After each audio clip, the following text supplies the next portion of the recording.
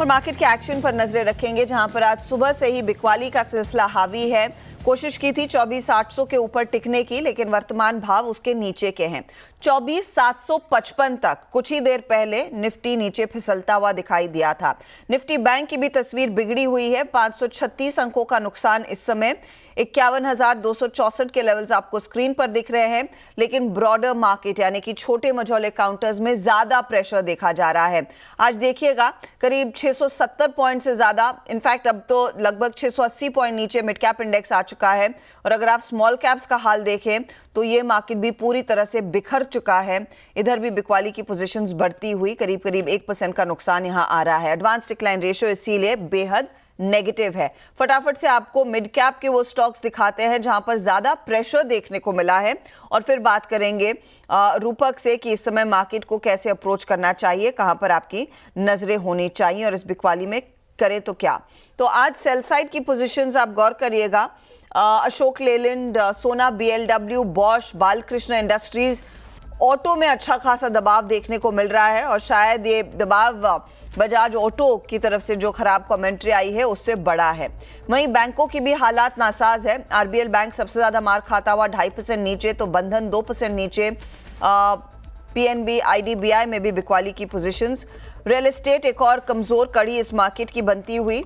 Oberoi realty 5.5% के नुकसान पर है। मैक्रोटेक, प्रेस्टीज, गोदरेज 3 से 3.5% के नुकसान पर ट्रेड्स बने हैं। हालांकि थोड़ी सी सिल्वर लाइनिंग आपकी स्क्रीन पर आएगी।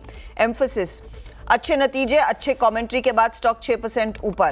क्रिसिल का परफॉर्मेंस अच्छा था Q2 में, तो स्टॉक में तेजी है। नैल्को क्यों ले रहा है? अल्कोआ की कमेंट्री से और उसके बाद 4% से ज्यादा के गेन्स बनते दिखाई दिए हैं।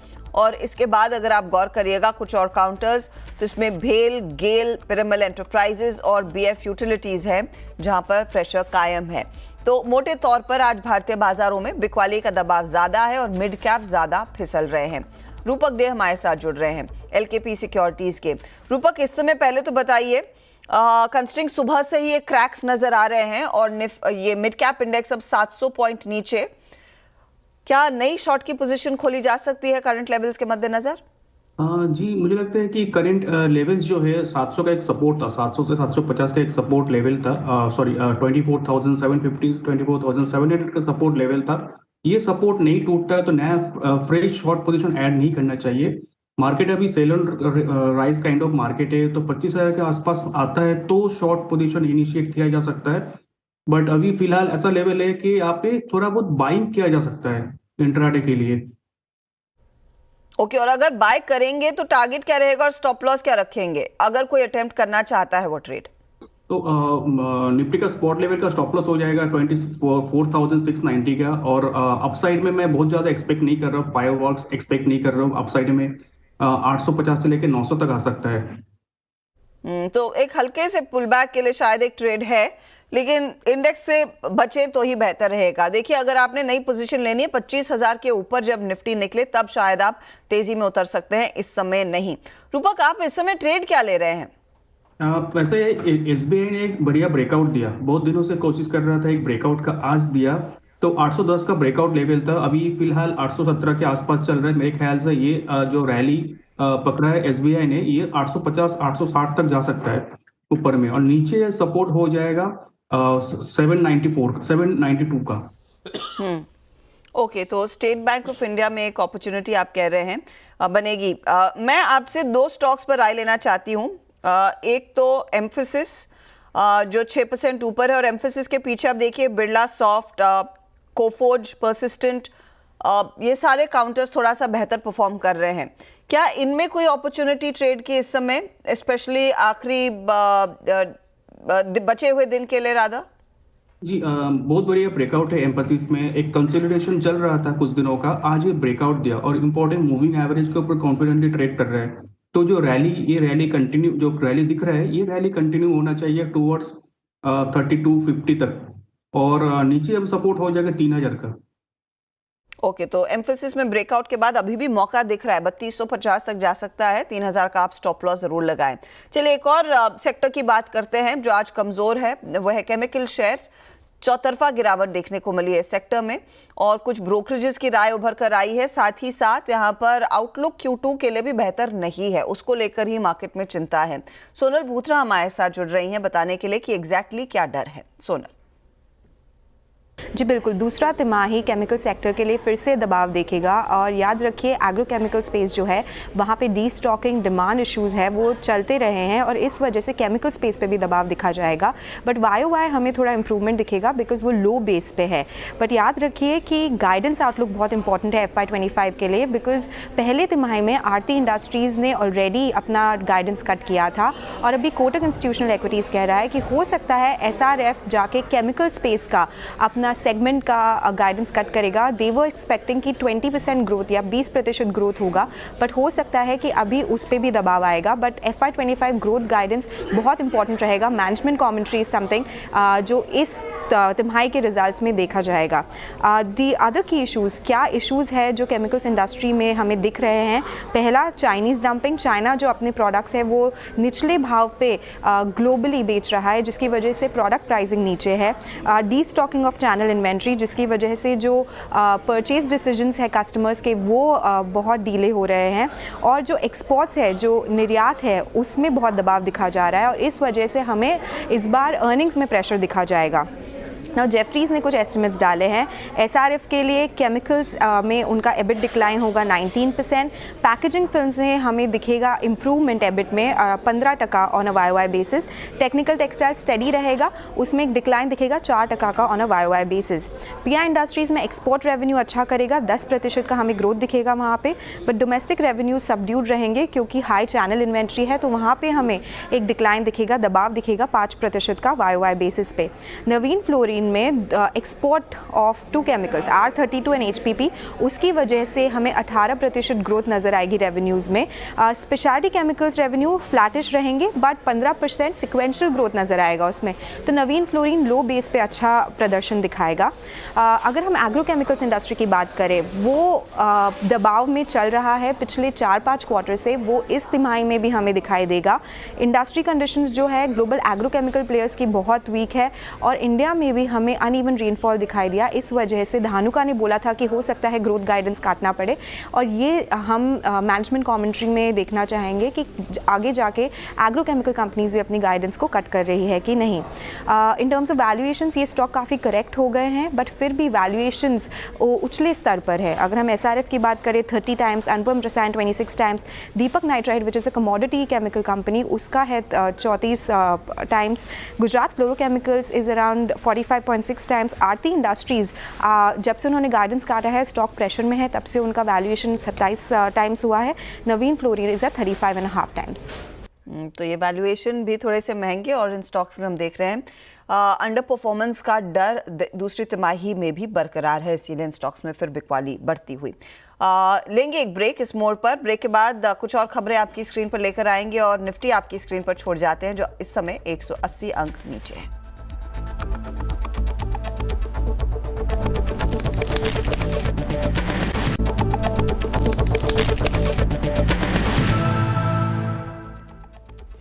आप देख रहे हैं मिड कैप मंत्री CNBC आवाज पर। अगर आपको अपनी कार में फैंसी नंबर प्लेट या फिर एक VIP नंबर प्लेट लगाने का शौक है तो इसे खरीदने के लिए आपको 18 से 28% GST चुकाना पड़ सकता है। 20 अक्टूबर को होने वाली ग्रुप ऑफ मिनिस्टर्स की बैठक में ऐसे करीब 100 आइटम्स की GST दरों की समीक्षा होनी है। इस पर एक्सक्लूसिव डिटेल्स हमारे संवाददाता आलोक प्रियदर्शी के पास है। आलोक, बताइए कौन कौन से आइटम्स इस लिस्ट में शामिल हैं? बिल्कुल, जो सबसे ज्यादा कैची है वो है VIP या फैंसी नंबर प्लेट जो कारों में लगते हैं। इस पर अलग अलग राज्य अलग अलग प्रीमियम चार्ज करते हैं, वो प्रीमियम लाखों में होती है। तो अब इस पर जो यूपी और कुछ राज्यों की तरफ से प्रपोजल आया है कि चूंकि इस पर प्रीमियम लगता है लिहाजा इस पर GST भी लगना चाहिए क्योंकि ये वैल्यू एडेड प्रोडक्ट है।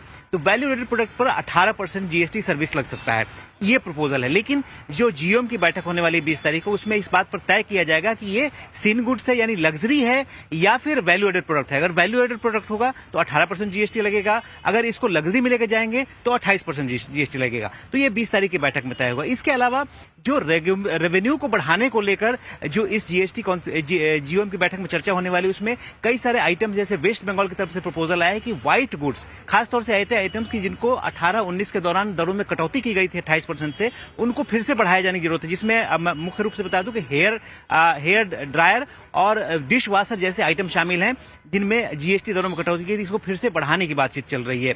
इसके अलावा खासतौर से इस जीओएम का ये भी मैंडेट है कि जो आम आदमी को राहत किस तरह से दी जाए, तो इसमें जो फूड, फुटवेयर, टेक्सटाइल, ये 3 आइटम्स हैं। ज्यादातर इसमें आइटम्स 12% वाले में हैं। इनको किस तरह से रैशनलाइज किया जाए, कमी लाई जाए, जिससे कि आम आदमी को महंगाई से राहत मिले। तो इस तरह के बहुत सारे आइटम्स हैं। अलग अलग राज्यों ने प्रपोज किया है जीएसटी रेवेन्यू बढ़ाने के लिए और दूसरी तरह से आम आदमी को राहत देने के लिए। तो इन सारे आइटम्स पर चर्चा होगी। तो बहुत संभव है कि जो इस तरह से लग्जरी या वैल्यू एडेड सर्विस है, उस पर 18 या 28% की जीएसटी लगाने की सिफारिश इस जीओ में की जाए। हाँ, शुक्रिया आलोक इस अपडेट के लिए। एक्सक्लूसिव जानकारी आलोक प्रियदर्शी देते हुए। 20 तारीख को ये जीओएम की बैठक है। चलिए लेंगे एक ब्रेक। आप बने रहिए CNBC आवाज के साथ।